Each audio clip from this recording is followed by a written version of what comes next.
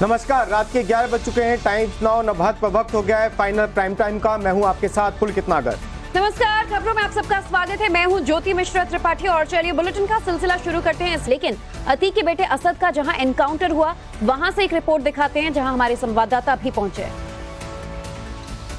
झांसी से लगभग 20 किलोमीटर दूर वो इनकाउंटर स्पॉट जो कि परीक्षा बांध और ऐसबाग डैम के बीच में है, लगभग कानपुर और झांसी हाईवे से 1 किलोमीटर दूर, वहां पर हम लोग पहुंचे हैं। देखिए, ये वो जगह है जहां पर असद को ढेर किया गया था। ये जब मेन हाईवे से आप झांसी और मोट का जो रास्ता है, जो बताया गया है एसटीएफ की जानकारी के हिसाब से, मोट से असद बाइक पर गुलाम के साथ आ रहा था। बजाज डिस्कवर बाइक थी जिसे असद चला रहा था। 2 टीमें यहां पर गठित की गई थी कि एसटीएफ की टीम जिसकी अगुवाई सीओ नुवेंद्र कुमार कर रहे थे, दूसरी यूपी पुलिस की टीम जिसकी अगुवाई विमल कुमार कर रहे थे। वो दोनों, ये सूचना मिली थी कि उस असद और गुलाम की लोकेशन झांसी में हो सकती है, तो पूरा भ्रमण पर थे। उन्हें जानकारी मिली कि लगभग 12 बजे के आसपास असद मोट से झांसी की तरफ बाइक से होकर गुजरेगा। उस जानकारी के हिसाब से दोनों टीमों ने इस डैम के एक तरफ और दूसरी टीम ने दूसरी तरफ मोर्चा संभाल लिया। असद बाइक पर नजर आया जिसके पीछे गुलाम बैठा हुआ था। बाइक सवार असद ने एसटीएफ और पुलिस की टीम को देखते ही अपनी बाइक इस जो परीक्षा डैम है उसके बगल में जो कच्चा रास्ता गया है वहां पर मोड़ दी और वहां से 1 किलोमीटर दूर आकर बाइक डिसबैलेंस हुई। बजाज डिस्कवर बाइक थी और वो इस गड्ढे में जा गिरी। यहां पर देखिए, ये मंजर रहा होगा, यहां पर दोनों गिरे। उसके बाद असद ने फायरिंग कर दी। असद ने पुलिस टीम पर फायरिंग की जिसके बाद जवाबी फायरिंग हुई। गुलाम ने भी फायरिंग की और जवाबी फायरिंग में असद और गुलाम दोनों ढेर हो गए। आसपास जो इलाके के रहने वाले लोग थे उन्होंने वो गोलियों की आवाज सुनी। उसके ये घटना का जो समय है लगभग 12:45 का है। मतलब जिस वक्त अतीक अहमद कोर्ट में रहा होगा उस वक्त यहां पर इनकाउंटर चल रहा था। असद यहां पर पुलिस कर्मियों पर फायरिंग कर रहा था और जवाबी फायरिंग में एसटीएफ और यूपी पुलिस की जवाबी फायरिंग में उसकी मौत हो गई।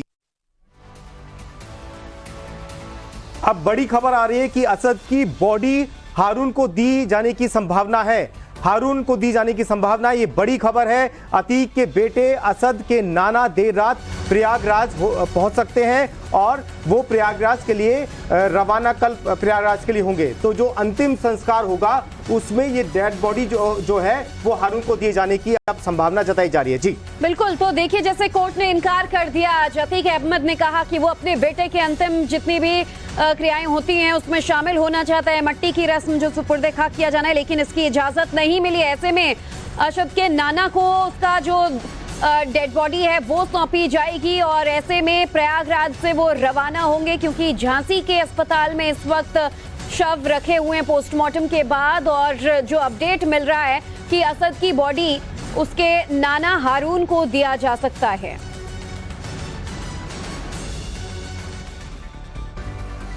और चलिए अब आपको दिखाते हैं कि यूपी के एडीजी लॉ एंड ऑर्डर ने असद एनकाउंटर पर क्या कुछ कहा। अभी से थोड़ी देर पहले हमारे सहयोगी अनंत त्यागी ने ये एक्सक्लूसिव बातचीत की है जो हम आपको अब सुनाने जा रहे हैं। और इस वक्त हमारे साथ यूपी के एडीजी लॉ एंड ऑर्डर जुड़ चुके हैं प्रशांत कुमार जी। सर, बहुत स्वागत है आपका टाइम्स नाउ नवभारत पर।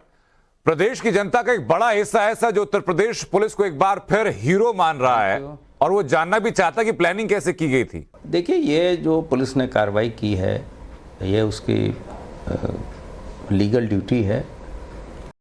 जिस तरह की घटना 24 फरवरी की शाम को कुछ लोगों के द्वारा दिन दहाड़े एक विटनेस को पे हमला किया गया था, हमारे 2 जवानों को घायल किया गया था और बाद में उन तीनों की मृत्यु भी हो गई। हमारे जवान शहीद हो गए, उन पर बम फेंका गया, उन पर गोलियां चलाई गई। उसके बाद से हम लोगों ने धीरे धीरे सभी एक एक करके इसमें लोगों को आइडेंटिफाई किया। कुछ लोग नामजद थे, कुछ लोग अज्ञात थे। तो इस पर एक सिस्टमेटिक तरीके से सिविल पुलिस और हमारी स्पेशल टीमें हैं ये लगी रहीं और पहले भी कार्रवाई हुई थी और उसी क्रम में आज एक बड़ी सफलता मिली जबकि 5-5 लाख के 2 इनामी जो कि विदेशी शस्त्रों से लैस थे और जिन्होंने पुलिस पर फायरिंग की रोके जाने पे और जवाबी फायरिंग में ये घायल हुए और बाद में इनकी मृत्यु हो गई। जी सर, मैं ये भी आपसे जानना चाहूंगा कि एक इनपुट ये आ रहा है कि अतीक अपने हथियार पाकिस्तान से मंगवाता था और इस बात की तस्दीक भी की गई कि वे ड्रोन के माध्यम से पाकिस्तान से पंजाब की सीमा में हथियार दाखिल कराए जाते थे। उसको लेकर अगर आप कुछ बता पाएं।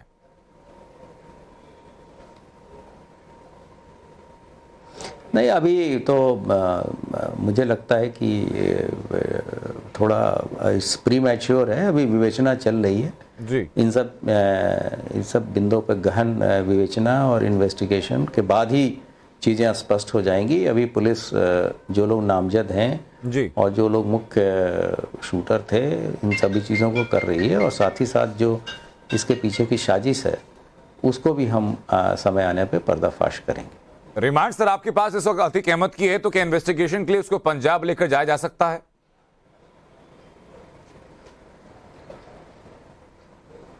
नहीं, ये तो विवेचक जो इसके इन्वेस्टिगेटर हैं, ये उनका विवेक है। जो चीज़ें कानूनी तरीके से सही होंगी वो की जाएंगी और उनके द्वारा अगर ये पाया जाता है कि इनको कहीं ले जाया जाना है तो माननीय न्यायालय से आदेश लेके वो इसको विवेचना को आगे बढ़ाएंगे। अभी तक की जानकारी के मुताबिक क्या सर ये विश्वास करके चल रहे हैं कि आप आईएसआई के साथ संबंध थे अतीक के या हैं?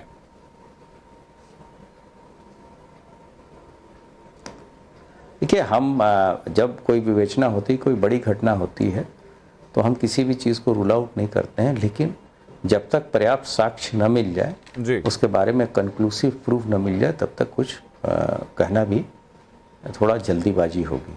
जी, जो बाकी जो नामजद लोग हैं सर उमेश पाल हत्याकांड में, उनके बारे में लोग जिज्ञासु हैं कि भाई उनकी खबर गिरफ्तारी की, सरेंडर किया, किसी और खबर कब तक मिलेगी?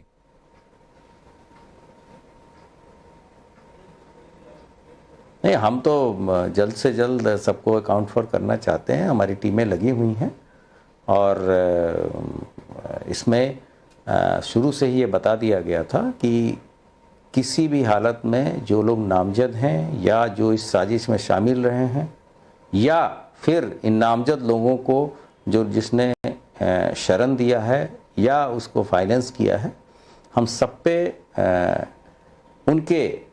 उनकी जो क्रिमिनल लायबिलिटी है उसके हिसाब से कार्रवाई करेंगे। कोई भी व्यक्ति बख्शा नहीं जाएगा इस केस में। जी, अतीक के कई करीबियों पर सर हाल ही में कई एजेंसीज ने छापेमारी की है। क्या उस छापेमारी का आपको और कुछ बेहतर सबूत आपके साथ जुड़े हैं?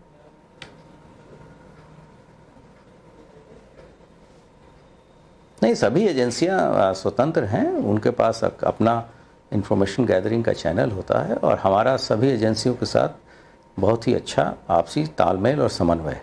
जी, एक लास्ट सेक्शन में चाहूंगा सर आपसे इस बारे में कि अतीक की जो पत्नी है और उनकी जो बहन है, उनके बारे में खबर है कि वो भी जल्दी ही सरेंडर कर सकती हैं।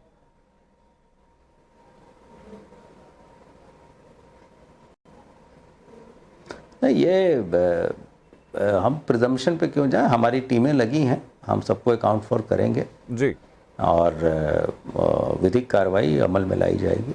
जी, और जो लोग भी नामजद हैं या जिन पे इनाम घोषित है या जो लोग विवेचना में जिनके नाम आते जाएंगे, हम उसी तरह से उनकी गिरफ्तारी इत्यादि करेंगे। जी बिल्कुल, बहुत बहुत शुक्रिया सर आपका हम तक जुड़ने के लिए और इन तमाम सवालों पर अपनी बात रखने के लिए। अभी अभी बड़ी खबर आ रही है, एनकाउंटर में मारे गए असद से जुड़ी हुई ये खबर है। खबर यह है कि फुफेरी बहन से तय हुआ था असद का निकाह और इसी साल मेरठ में होना था निकाह। असद की जो फुफेरी बहन है उससे ये निकाह तय हुआ था। आयशा की बेटी है जिनसे ये सगाई हो चुकी थी और इसी साल असद दूल्हा बनने वाला था।